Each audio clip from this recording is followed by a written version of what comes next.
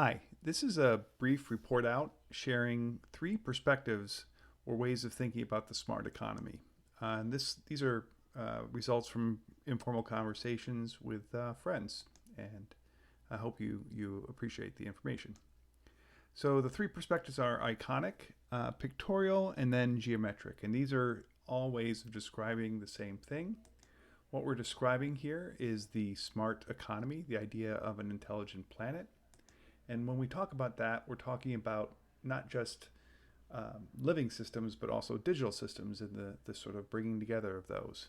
If we're going to do so in a better way, as we transition from in the 70s, mostly analog, to 2050, 2070, purely full on digital, we're going to need for sure these three things. We're going to need digital money, uh, some kind of intelligence beyond what we're going to call meta words, the World Wide Web. We're going to need an intelligence that is extracted or lifted off that meta string of characters into higher dimensions, like an intelligence structure and architecture. And we're also going to need a sense of trust, identity, distributed identifiers, a democratic basis where anyone can take any composite of identifiers and put them together to make a new identifier, a new sense of self, and share that as they please in a privacy preserving way. So those three things will help us bring together the digital and the physical worlds. And these four innovations are currently our kind of best thinking on how to do that. And what we need is a most ineliminable basic syntax that would be the concept of an ontology that lets you map not just physical and digital things, but things like concepts in a manner that allows for consensus and the building of knowledge graphs, probably hyperdimensional graphs, to express and capture the collective intent and intelligence of groups. And we'll also need a sort of atlas of things mapping things to other things and ideas and people. And then, of course, as mentioned, you'll see we've mentioned this idea of avatars, kind of a collective consensus. And think of this intersectionally, where every opinion you have, it puts you in a space with other people that share that opinion, and you have perhaps people who disagree with those opinions, and all that can be modeled and should be modeled and made available in sort of these representations of intent. And then finally, Gaia is a global augmented intelligence architecture, sort of this idea of programmability, where it's not just us, it's the agents and things that are extensions of our intent, both individually and collectively. So those four innovations on top of those three with living systems gives us this sort of what we'll call like a holographic technology, which is sort of the next generation of the internet. And we have the Apple Vision Pro as of today. I think we will need a visual way of looking at information beyond words and numbers, symbolic. There'll be these kind of infoglyphs that let us see digital twins or digital maps that are organic, kind of living, pulsing representations of whole systems that we can hold in our hands.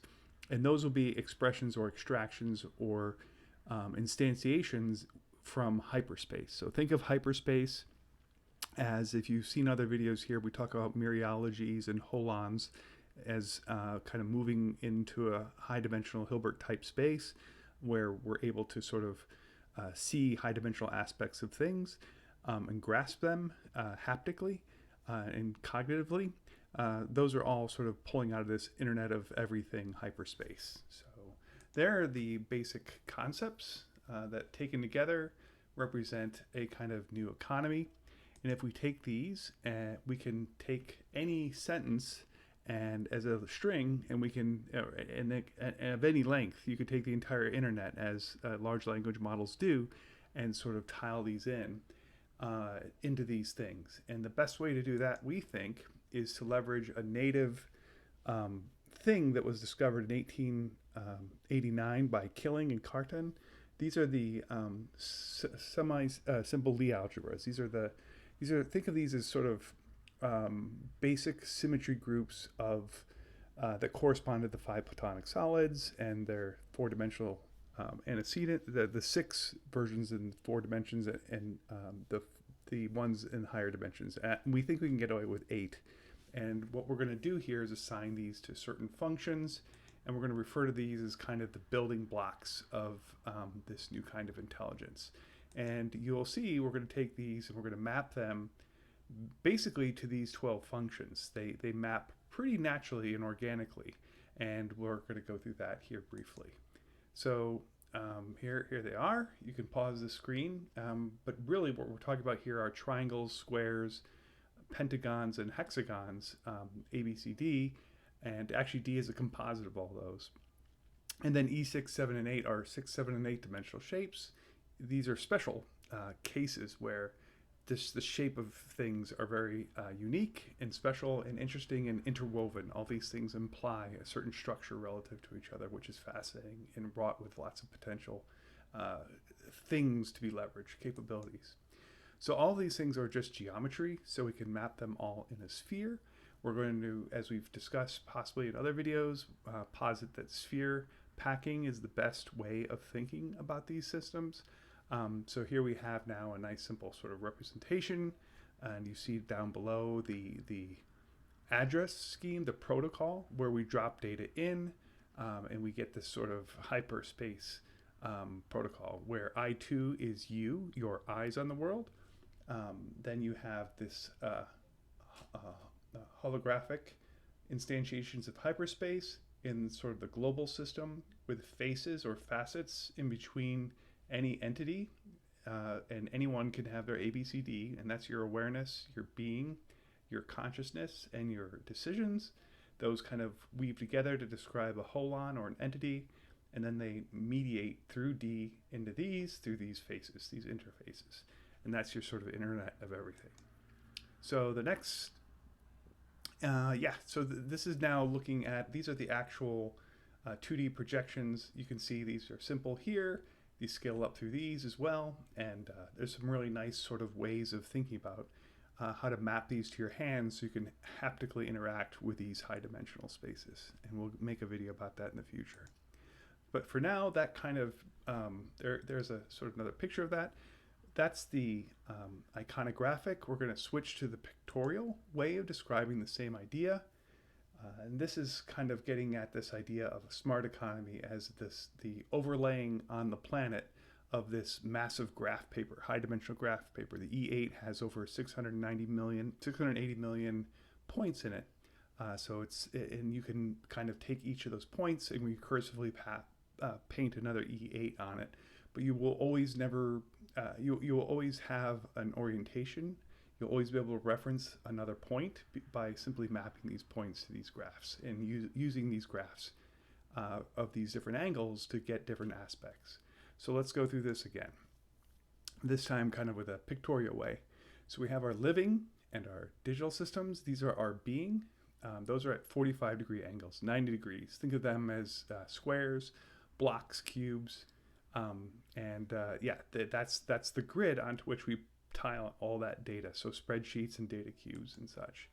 And these currently are used with these E6, 7, and 8, where we have relational databases, graph databases, big data, what used to be called Hadoop. I'm not sure they're still using it, but just different data structures. And these, we use these 3 lattices for these. And this, by the way, becomes, in terms of value, a kind of internet of money, where it's a format. It doesn't matter what kind of money you're using, but you can use any money. It doesn't matter what kind of ID you're using. You can use any ID. You can tile them in this E8. And likewise with intelligence, you can use any kind of intelligence representation, and as long as you have some signifier reference, an ability to containerize or subdivide different aspects of it, you can map it in that E7. So those are the E's. That's the basic sort of economic systems. And then here now we're kind of calling out the decisions, the consensus, these kind of smart systems. That's the C. It's also 45 degrees. And then A would be this kind of awareness, where we get not just your awareness, but we add to it this, what's missing today, kind of planetary, intersectional, kind of all the layers between you and the world. Like, you'll be able to talk to the world, and the world will talk back, and you'll be part of that voice responding to the voices asking for guidance or perspective on the world. and you'll be able to see the whole thing through this atlas holographically. So next, we'll zoom in. So what's the point of this? What's the value? And this is Kate Bosworth's, I love this sort of encapsulation of the ways that people are living in excess. They're sort of taking a free rider rent extraction from future generations, where if you're on the outside of the circle, you are taking more than your share. And that's United States is 5% of the world's population. We do about 45% of the environmental damage. So we're going to get a little more disciplined. We're going to want to pull ourselves into that nice circle there. Meanwhile, the good 3 billion people, a good portion of the world's population is falling short. They don't have clean water. They don't have housing or income and work. And those people get lifted up into the circle. And those two sides are connected, where you can pay pico payments to the nearby tree as you drive down the street. It might be like a microcent. You don't even notice it. But that becomes possible with that internet of money. Next, we're going to sort of move from that sort of abstract problem statement. And we're going to start thinking about these. And by the way, those were consensusly agreed. You just assume we're all going to agree to that. And we start thinking about these emerging technologies like canisters from the internet computer, Definity, and Ethereum. All these things are going to sort of enable different, not just physical robots, but sort of smart contracts, which can be thought of as intent robots, agents to find each other, aggregate together. So anyone can say, hey, I'm interested in clean air, and that will, that tile will find its proper position in the larger mosaic and meet up with other agents interested in clean air and gather together and become a greater voice for that need and greater number of bots servicing that need. So that's the smart systems, the C. And then again, the consensus, we have to sort of agree to this. You'll have the ability, everyone will have an ability to make a proposition. Those propositions will be deduped, merged, consolidated, and then expressed through those bots. But this is this idea that we all want to have a future, especially the people in the future want it to be there, the planet to be the best possible planet. So if we wait with those in, we'll sort of lift people and tame, discipline people. Finally, this sort of holographic, not quite finally, the holographic protocol. Anything, if these Aristotelian questions of interrogation, who, what, where, when, how, and why, you have answers to those things about anything. And those proximally correlate to spaces, attributes, which would be your data, time, objects, relations, and insights or perspectives. And that was the great lesson of the 1920s of the quantum insight, that all systems are perspectival. You have to have a point of perspective on these systems. So, and these can be intersectional. You can have lots of perspectives. Okay, so now we've got our holographic consensus with our agents. Now comes time to actually map things. We have our sort of sense of a digital twin, where you can see this is still the same sort of donut, but now we've got all the equities, concerns, the housing, income, work, and so on, all now with a coordinate in this geometric space. And so we can reference these digital twins of systems that can kind of communicate to each other with a common intent. We can also then overlay these are the 20 NAICS that represent all industries. So you can drill inside of these utilities and find each of the different types of corporations and people working in those different areas. They can map geographically. But think of this as a geometric sort of folding, accordion-like, origami-like metric space.